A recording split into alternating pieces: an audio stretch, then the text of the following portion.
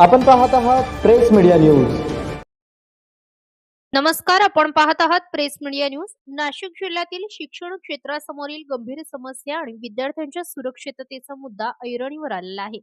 अखिल भारतीय भ्रष्टाचार निर्मूलन संघर्ष समितीच्या वतीने नाशिक जिल्हा परिषदेचे मुख्य कार्यकारी अधिकारी ओंकार पवार यांच्याकडे विविध मागण्या मांडण्यात आल्या आहेत। सविस्तर बातमी अशी की नाशिकमध्ये शिक्षण क्षेत्रातील वाढत्या समस्यांबाबत अखिल भारतीय भ्रष्टाचार निर्मूलन संघर्ष समितीच्या शिष्टमंडळाने मुख्य कार्यकारी अधिकारी ओंकार पवार यांची भेट घेतली। यावेळी राष्ट्रवादी सरचिटणीस समाजसुधारक अमोलभाऊ भागवत यांची उत्कृष्ट शिक्षण व्यवस्थेवरच सुराज्याचा पाया रचला जाऊ शकतो असे प्रतिपादन केले। बैठकीत शिक्षण क्षेत्रातील अनेक गंभीर प्रश्न उपस्थित करण्यात आले। पदवीधर विद्यार्थ्यांमध्ये रोजगार क्षमतेचा अभाव, शिक्षणाचे वाढते खासगीकरण, सरकारी शाळांची खालावलेली स्थिती, परीक्षा आणि स्पर्धा परीक्षांमधील पारदर्शकतेचा अभाव, शिक्षकांची कमतरता तसेच कालबाह्य अभ्यासक्रम यांसारख्या समस्यांवर चर्चा करण्यात आली। तसेच विद्यार्थ्यांमधील वाढते शाळा सोडण्याचे प्रमाण, आर्थिक अडचणी आणि शैक्षणिक गुणवत्तेवरील घसरण याकडेही प्रशासनाचे लक्ष वेधण्यात आले। नाशिक जिल्ह्यातील अनेक शाळांच्या इमारती गळक्या असून पावसाळ्यात विद्यार्थ्यांना मोठ्या गैरसोयींना सामोरे जावे लागत असल्याचे समितीने निदर्शनास आणून दिले। बनावट शालार्थ आयडी घोटाळा आणि परीक्षा व्यवस्थेतील कथित अनियमिततामुळे शिक्षण विभागाच्या कार्यपद्धतीवर प्रश्नचिन्ह निर्माण झाल्याचेही सांगण्यात आले। विद्यार्थ्यांच्या सुरक्षिततेचाही मुद्दा बैठकीत ठळकपणे मांडण्यात आला।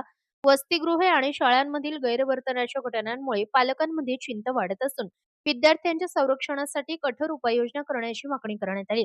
यावेळी समाजभूषण मीनाताई सोनार, अतुलभाऊ अंडागळे, सविताताई आहेर, रेखाताई निकुंभ, आशाताई भोईर, आरतीताई भोज, सुनेताताई गांगुर्डे, सुवर्णाताई उदावंत, रमेश चेवले, सूरदास पावसे, दिलीपभाऊ गायकवाड, संजय बलकवडे, राहुल मोरे, एकनाथ लोखंडे यांच्यासह अनेक पदाधिकारी, शिक्षक व सदस्य उपस्थित होते। शिक्षण क्षेत्रात पारदर्शकता, सुरक्षितता आणि गुणवत्तापूर्ण शिक्षणासाठी प्रशासनाने विशेष लक्ष घालावे अशी मागणी नागरिकांच्या वतीने करण्यात आली आहे।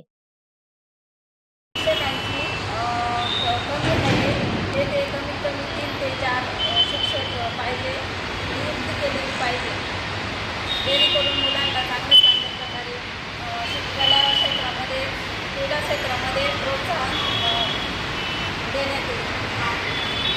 आणि जर आपल्याला आपल्या देशाचं भविष्य उज्ज्वल करायचं आहे, चांगली प्रगती करायची आहे, तर त्याच्यामध्ये सर्वात महत्त्वाचं काम आहे त्या संबंधित प्रशासनाने शिक्षण आणि विद्यार्थी यांच्यावर जास्तीत जास्त लक्ष केंद्रित केलं। आमच्याकडे आलेल्या तक्रारीनुसार जिथं कला शिक्षक गरजेचे आहे तिथं कला शिक्षक पाहिजे, जिथं क्रीडा शिक्षक गरजेचे आहे तिथं ते क्रीडा शिक्षक पाहिजे, आणि विद्यार्थ्यांच्या गुणवत्तेनुसार त्यांना आपण कसं त्यांचं स्किल डेव्हलप करू याचा विचार प्रशासनाने केला पाहिजे, शिक्षण अधिकाऱ्यांनी केला पाहिजे, संबंधित जिल्ह्याचे अधिकारी असू द्या किंवा जिल्हा परिषदचे अधिकारी असू द्या, या सर्वांनी केला पाहिजे।